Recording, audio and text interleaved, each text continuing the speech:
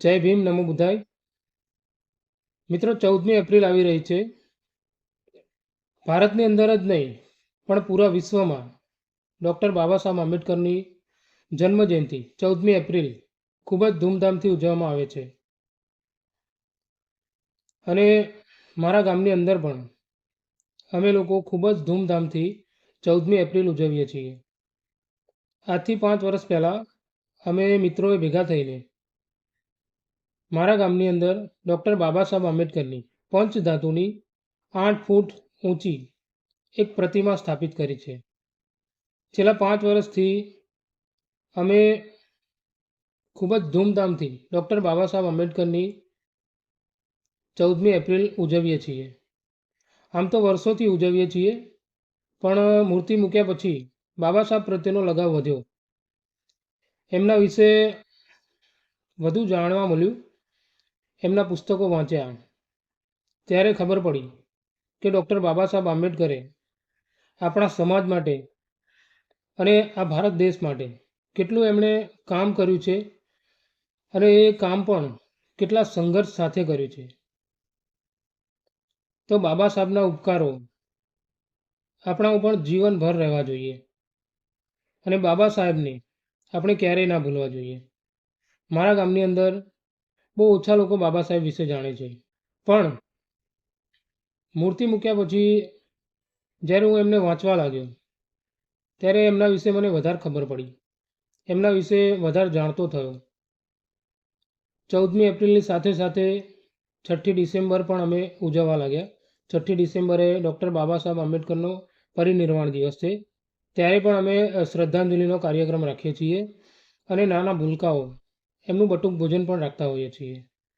એટલે દર વર્ષે અમે 14મી એપ્રિલે અને 6ઠી ડિસેમ્બરે નાના ભૂલકાઓનું બટુક ભોજન રાખીએ છીએ અને ખૂબ સારો પ્રોગ્રામ કરીએ છીએ.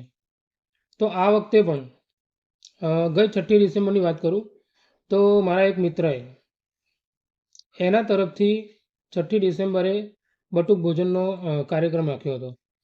તો એ જોઈને આ વખતે 14મી એપ્રિલે બીજા પણ લોકોએ નક્કી કર્યું, અમુક મિત્રોએ, કે 14મી એપ્રિલે બટુક ભોજન એમના તરફથી.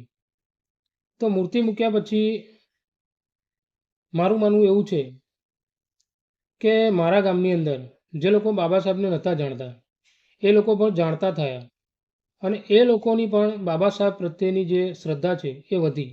તો મારું એવું માનવું છે કે જેટલા પણ ભારત દેશની અંદર જેટલા પણ ગામ છે, શહેર છે, જ્યાં પણ આપણા લોકો, જે આપણા સમાજના લોકો, દલિત સમાજના લોકો રહે છે, વસે છે, અને ફક્ત દલિત સમાજના જ નહીં, જે લોકો ડૉક્ટર બાબા સાહેબ આંબેડકરમાં વિશ્વાસ રાખે છે, જે લોકો આંબેડકરી વિચારધારાથી પોતાનું જીવન જીવે છે, એ દરેક લોકોએ આવા પ્રોગ્રામ કરવા જોઈએ, જેથી કરીને આપણી આવનારી પેઢી ડૉક્ટર બાબા સાહેબ આંબેડકરને જાણી શકે અને ભવિષ્યમાં કદાચ ડૉક્ટર બાબા સાહેબ આંબેડકર તો હવે ફરીથી જન્મ ના લઈ શકે, પણ આપણી આવનારી પેઢી એમના સિદ્ધાંતો ઉપર ચાલવાવાળી પેદા થાય એવી મારી તીવ્ર ઈચ્છા છે. તો આપણે દરેક લોકોએ 14મી એપ્રિલ હોય, 6ઠી ડિસેમ્બર હોય, હું તો ત્યાં સુધી કહું છું કે આપણા અન્ય પણ ઘણા બધા બહુજન મહાપુરુષો છે, આ બધાની જન્મજયંતિ હોય એ ઉજવવી જોઈએ અને ખૂબ જ ધૂમધામથી ઉજવવી જોઈએ, જેથી કરીને આપણી આવનારી પેઢી આપણા બહુજન મહાપુરુષો વિશે જાણી શકે. તમને કદાચ ખબર જ હશે, 60-70ના દાયકામાં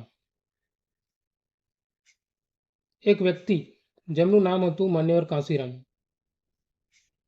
એમણે બાબા સાહેબને જાણ્યા અને પૂરા ભારત દેશની અંદર સાયકલ લઈને ફર્યા અને પૂરા ભારત દેશની અંદર એમણે બાબા સાહેબનો પ્રચાર ઘરે ઘરે જઈને કર્યો અને માન્યવર કાંશીરામ સાહેબના લીધે જ આપણે આજે બાબા સાહેબને ઓળખીએ છીએ. નહીતર તો આ મનુવાદી લોકોએ બાબા સાહેબ આંબેડકરને ઇતિહાસમાંથી ક્યારનાય ભૂંસી નાખ્યા હોત. પણ ધન્ય છે માન્યવર કાંશીરામ સાહેબને કે જેમણે આપણને બાબા સાહેબ આંબેડકર થી રૂબરૂ કરાવ્યા. તો ભવિષ્યમાં પણ આપણે આપણી પેઢીમાંથી બાબા સાહેબને જાણનારા